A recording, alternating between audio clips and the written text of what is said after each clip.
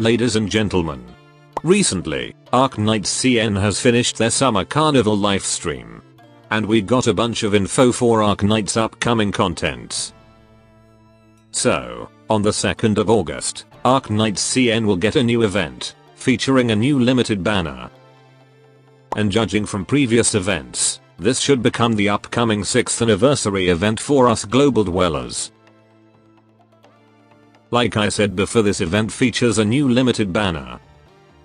The new 6-star and the limited is none other than Hoshiguma altar, Hoshiguma the Breacher. And her altar version is an arts defender. The developers showcase a bit of what she can do in the live stream. But further details will have to wait until she is released. Anyways, this is what she can do. Her talent 1 more or less makes her immortal. When her HP drops to 0, instead of going back to the lobby, she will enter this temporary state. For this video I'm calling it egoism. During this egoism state, she cannot be targeted by other operators to be healed, though I'm not sure if this also applies to passive healing. Every damage she received during this will accumulate, and she will get retreated if it reaches a certain point. This talent also has a second effect, where Hoshiguma will get HP recovery every second, after some time of not receiving any damage. So I guess it is the same as Mama Fox's second talent. But probably with a longer time for it to be active. And for her talent 2, it is something you often see on Solo Blade Guard, where Hoshiguma will get more resistance and attack, the lower her HP. And for her skills, her skill 1 is an infinite duration skill, where it will increase her attack and defense, and will reflect damage as arts damage to the attacker. For skill 2, it seems to be a defensive recovery skill, where Hoshiguma now attacks all blocked enemies, while also dealing multiple hits. She will also throw her shield, where it will orbit around her, inflicting arts damage and slaughter all enemies it touches. Then convert some of that shield damage as HP recovery. And conveniently, this shield will move slower when it hits enemies, so it can hit enemies much longer.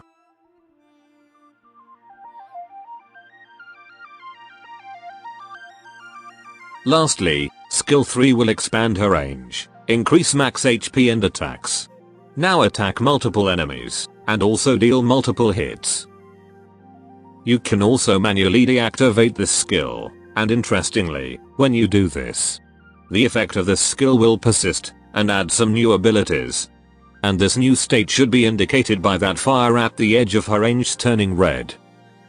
The new abilities include Hoshiguma cannot be defeated, increase the number of hits on each attack, and bear all lethal damage taken by allies. Which basically means, Hoshiguma will make every operator inside her range immortal during this state. But once this effect is over, only Mommy will get retreated.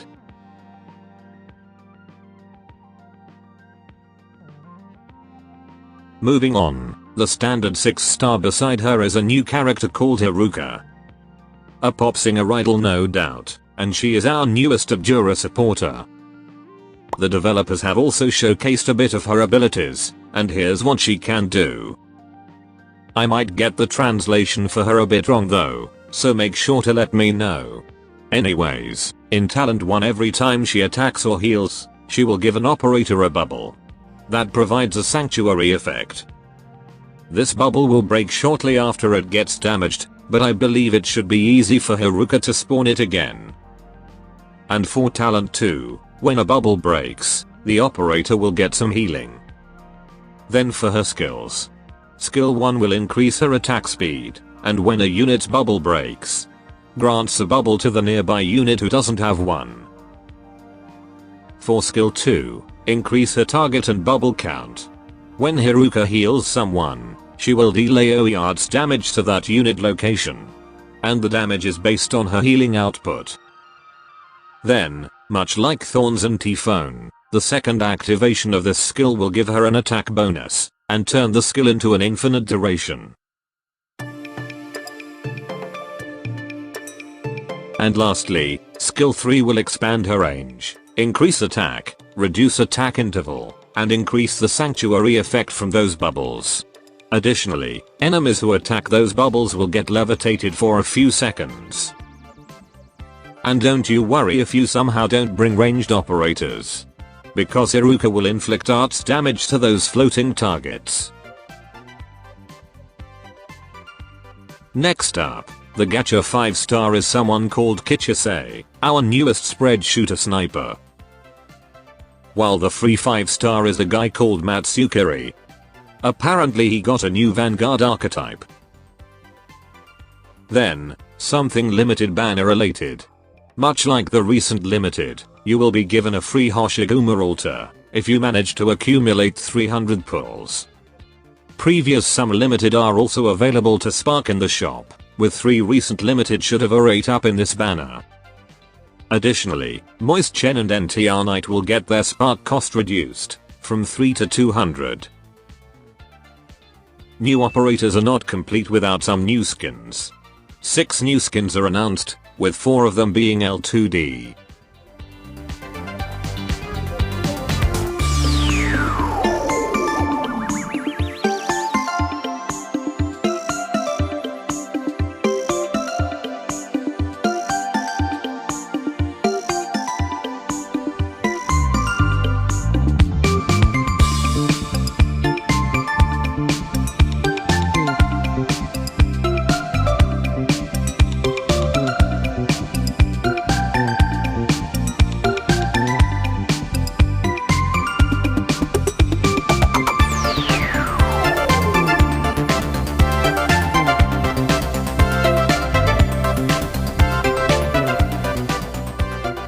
For new modules, Primal Caster will get their module in this update.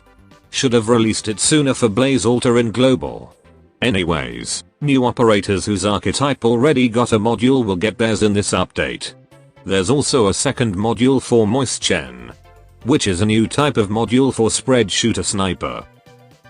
And a specialized module for Missy and Pepe. Missy got the integrated strategies module, while the Egyptian princess gets the reclamation algorithm one. There will be a new operator accord and paradox simulation. These are the new furniture. Pepe's debut event run is announced, with a skin for Sandrekina as the new stuff. So Long Adele event will also get a record restoration. There's also a bunch of announcements for the upcoming game modes. A new season of Contingency Contract is announced, with it being a Lone Trail themed, and a skin for Acid Drop as the main reward. They will also implement a new permanent CC mechanic. From what I heard, you will be able to modify story stages. Then there's also a new background theme and music as a reward. Looks like it will be only Operation Blade for now, which is my favorite. That one betting multiplayer game mode is also announced to be available again. New season of co-op game mode. And an announcement of what seems to be a new game mode as well. Don't think we have a name for this yet, and I honestly can't tell what the game mode gonna be like. By the way, IS-6 got an expansion, and Radiant somehow got another IS module. Practicing a stage will no longer use practice tickets. And quitting a stage will refund all of your sanity. Friend list cap is increased, and you can tag some friends as your best friend. There should be a new login event, where the rewards include a 6-star selector, in which you can choose to bring home Bagpipe, Saria, Circa or Regia, as well as a skin voucher. These two will be added to the recruitment. And a new joint operation, and kernel locating banner, are announced to be added later. There's a new in-game pack featuring lobby background and UI theme. It costs 30 yellow rocks, so it is basically free. And what's interesting, is that it has a dynamic theme. Which most likely means that the background and UI will change, depending whether it's day or night. And it looks like this recent lobby background and UI pack, will be available again, and at a reduced price, from 30 to 24 yellow rocks. And if you already purchased it, you will be refunded with 6 yellow rocks. A new collaboration with Sanrio characters is also announced. Sadly, there's no new announcement about AVE Mujica collaboration, or news about Arknights PC version. Then lastly, new main story is announced. It will be set in Ursus, and it seems it will be released in October. At least for CN server. That should be all. Adios.